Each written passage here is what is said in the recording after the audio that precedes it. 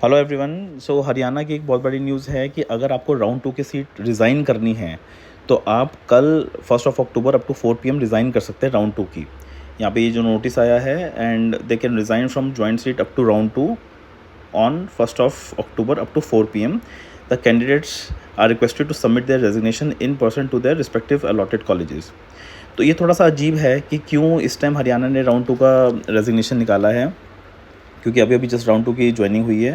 तो ये हो रहा है आईपीयू की वजह से, इंद्रप्रस्थ यूनिवर्सिटी दिल्ली।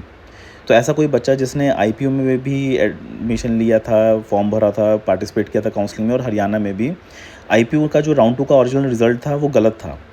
तो बच्चे ने देखा कि राउंड 2 में उसका नहीं हुआ है, तो उसने हरियाणा में ज्वाइन कर लिया, अपने ओरिजिनल डॉक्यूमेंट्स हरियाणा में दे दिए। बट कल रात को आईपीयू ने राउंड 2 का रिज़ल्ट रिवाइज़ किया है, जिसमें कुछ बच्चों को सीट्स मिल गई हैं।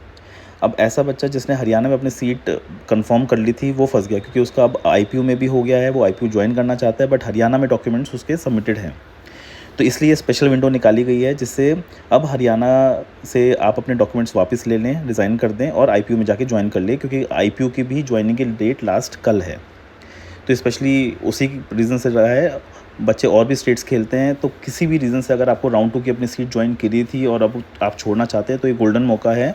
कल 1 अक्टूबर अप टू 4 PM आप ये छोड़ सकते हैं सीट। तो इस चीज़ का ध्यान रखिए। कुछ डाउट है तो हमें कॉन्टैक्ट कर सकते हैं। Thank you.